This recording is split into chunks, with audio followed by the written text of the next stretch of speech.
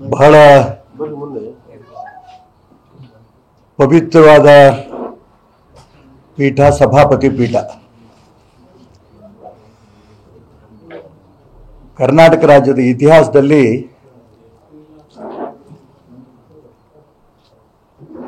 ಸಭಾಪತಿ ಪೀಠಕ್ಕೆ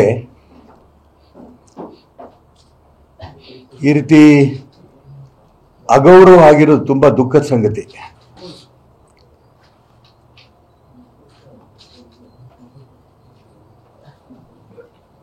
ಎಲ್ಲ ವಿಧಾನ ಪರಿಷತ್ತಿನ ಸದಸ್ಯರು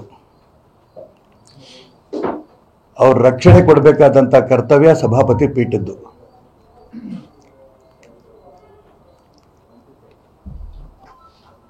ಆದರೆ ಸಭಾಪತಿ ಅನುಮತಿ ಪಡೆಯದೇನೆ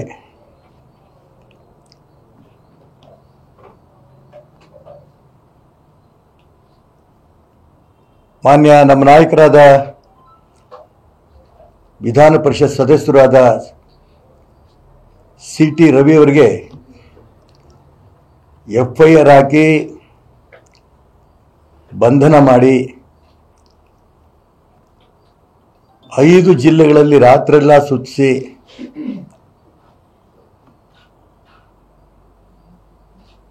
ಆನಂತರ ಹೈಕೋರ್ಟ್ನಿಂದ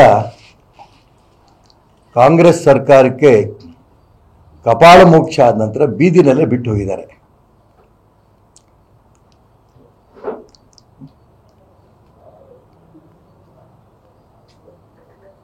ನಾನಿದನ್ನ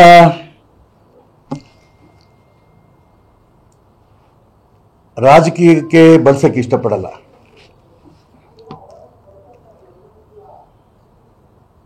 ಮಾನ್ಯ ಪ್ರಹ್ಲಾದ್ ಜೋಶಿ ಅವರು ಹೇಳಿದ್ದಾರೆ,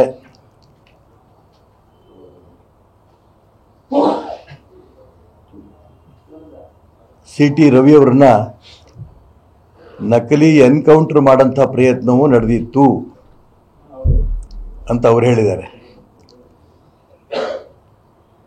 ಇತ್ಲಾಗೆ DK ಶಿವಕುಮಾರ್ ಮತ್ತು ಹಾಲಿ ಮುಖ್ಯಮಂತ್ರಿಗಳಾದ ಸಿದ್ದರಾಮಯ್ಯನವರು ಹೇಳಿದ್ದಾರೆ, ರವಿ ಆ ಒಂದು ಅಸಭ್ಯವಾದ ಪದವನ್ನು ಬಳಸಿದ್ರು ಅಂತ ಅವರು ಹೇಳಿದ್ದಾರೆ. ರವಿ ಹೇಳಿದರೆ ನಾನು ಅದನ್ನು ಬಳಸಿಲ್ಲ ಅಂತ. ಇದು ಬಳಸಿಲ್ಲ ಅನ್ನೋದ್ರ ಬಗ್ಗೆ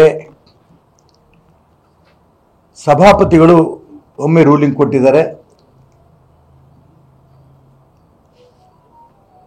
ಆಡಿಯೋ ಆಗಲಿ ವಿಡಿಯೋ ಆಗಲಿ ರವಿ ಆ ಪದವನ್ನು ಬಳಸಿಲ್ಲ ಅನ್ನೋಂಥ ಪದವನ್ನು ಅವರಾಗಲೇ ಹೇಳಿದ್ದಾರೆ.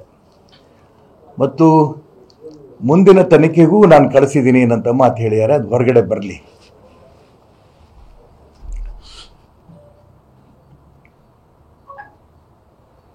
ಈ ಸಭಾಪತಿ ಪೀಠಕ್ಕಾಗಿರೋಂಥ ಅಪಮಾನಕ್ಕೆ ಈಗಿನ ಸಭಾಪತಿಗಳಾದ ಹೊರಟ್ಟಿಯವರು ಏನು ಕ್ರಮ ತಗೋತಾರೆ? ಇದು ವೈಯಕ್ತಿಕವಾಗಿ ಹೊರಟ್ಟಿಯವರ ಪ್ರಶ್ನೆ ಅಲ್ಲ. ಪವಿತ್ರವಾದ ಸಭಾಪತಿ ಪೀಠದ ಗೌರವ. ಈ ಸಭಾಪತಿ ಪೀಠಕ್ಕೆ ಗೌರವಕ್ಕೆ ಚ್ಯುತಿ ತಂದಿದ್ದಾರೆ ಕಾಂಗ್ರೆಸ್ಸಿನ ನಾಯಕರು.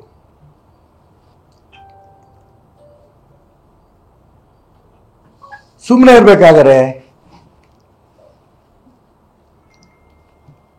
ಇವತ್ತು ವಿಧಾನಸೌಧದಲ್ಲೇನೆ ಒಬ್ಬ ವಿಧಾನ ಪರಿಷತ್ತಿನ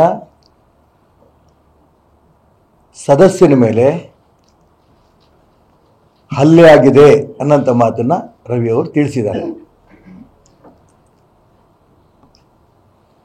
ಹಾಗಾದ್ರೆ ಸಭಾಪತಿಯವರ ಹೊರಟ್ಟಿಯವರ ಜವಾಬ್ದಾರಿ ಇದರಲ್ಲೇನು?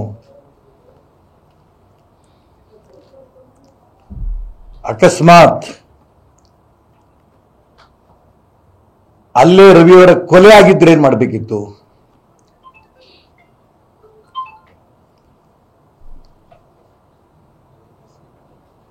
ನಾವೆಲ್ಲ ಟಿವಿನಲ್ಲಿ ನೋಡಿದ್ದೀವಿ ಹೆಂಗೆ ಐರನ್ ರಾಡ್ಗಳಿರುವಂಥ ಗೇಟನ್ನ ಒದ್ದು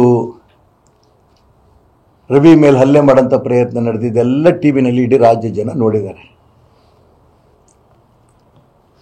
ನಿನ್ನೆ ಸಿ ಟಿ ರವಿಯವರು ಆ 10 ಜನದ ಮೇಲೆ ಕಂಪ್ಲೇಂಟ್ ಕೊಡೋ ತನಕನೂ ಕೂಡ ಅವ್ರನ್ನ ಅರೆಸ್ಟ್ ಮಾಡಿರಲಿಲ್ಲ, ಅವ್ರ ಮೇಲೆ FIR ಹಾಕಿರಲಿಲ್ಲ.